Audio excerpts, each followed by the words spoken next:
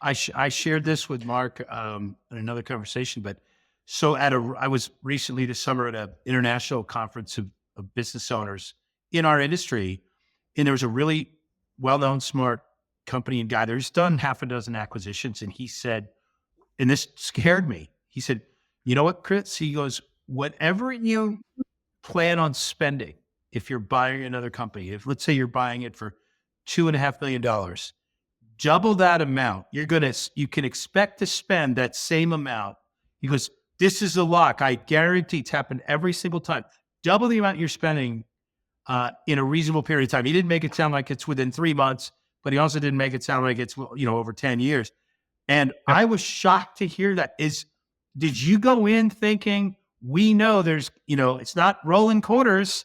Hey, we got the deal done. Now it's all going to be positive cash flow, right? How do you approach that? No, because there's a big lag. Obviously, just in the regular revenue stream, there's a lag from closing to when the revenue starts showing up in your bank account versus the seller's bank account. There's that part. Then there's the infrastructure costs of getting them onboarded. Right. Let's just say in this case, this organization runs very, very lean, so that means there's probably some infrastructure investments that Right. need to be made downstream, that are really an immediate cost, with no revenue really associated with it. It's just a sunk cost. You're making a plant investment in whether it's equipment, computers, Technology. Yeah. Yeah. and or staff. So that's we as we evaluate what the organization does. There's a very good benchmark in our industry for revenue for headcount, for example. Um, Yeah. they ran very, very lean and very, very efficiently, which is great from if you're looking at financials, that's great. But if you want to scale, you're going to find yourself with a shortage of headcount. You're now in a scale in revenue where you're going to probably have to create some silos of different roles that don't currently exist in the organization because you know you're not scaling to the level where that has been required previously. You and I have a mutual friend I spoke to who I think it was 2 or 3 years ago. He made an acquisition. And what he found that he didn't recognize fully in the due diligence was there was the employees at the company really feel like things like raises and promises that had been made, all these things had been deferred for so long that once he took ownership, took the keys to the business, man, there was just an earful of, well, we're all owed this, or it was an unexpected, and I think somewhere sellers had maybe set the expectation, if you want me gone, right, and you're gonna keep your mouth shut about what you're unhappy about until this is done, and then you can, or whatever they said. It was, I mean, is there, you said you had gotten a list of the roster employees. Did you get a chance to talk to the employees and feel like you We got did. some honest answers about culture before you We signed over did. the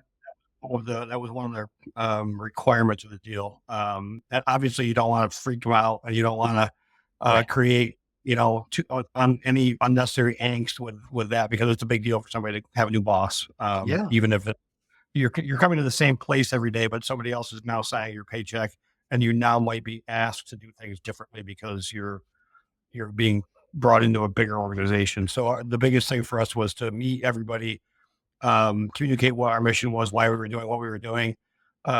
Also, it was very important for me to have those employees feel comfortable that their lives were not going to be changing overnight, and that we were not obviously rolling the organization up to just absorb the client base and the revenue stream.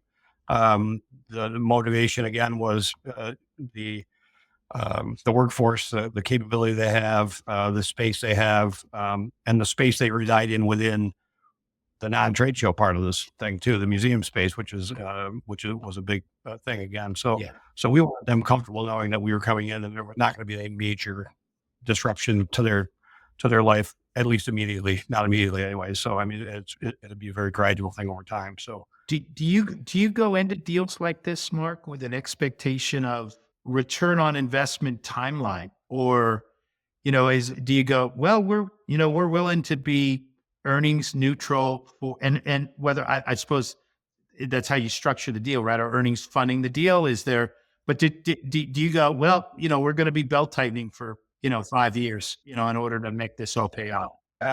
What we're, our hope is that we can run operations similarly to how they've been run, funding from revenue, funding a little bit from growth.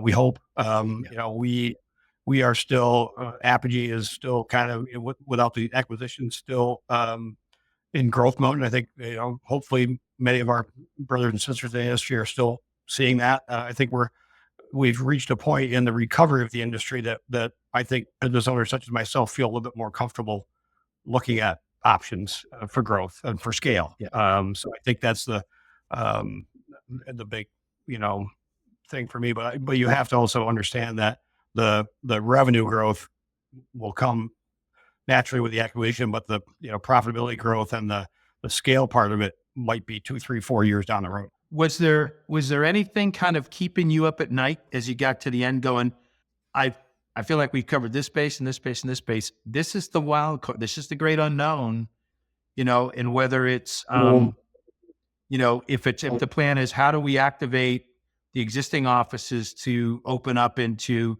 permanent building museum work, or, converting clients, or what was there any dragons that you knew I'm really going to have to slay these to make this work? Obviously, one of the factors is that the owners are very involved and they're hands on. So that's going to leave a gap after they go. Yeah. So that's a challenge that we're currently. I mean, that's really what we're dealing with today. Literally, is what do we do in 6 months? Now, obviously, we have negotiated that we may retain them longer than that if they would like to stay. Right. We may need them. We could use them longer, so that's an option for us. But if that's not an option, they truly want to retire, we have to figure out how to absorb those gaps that are going to be made when they leave.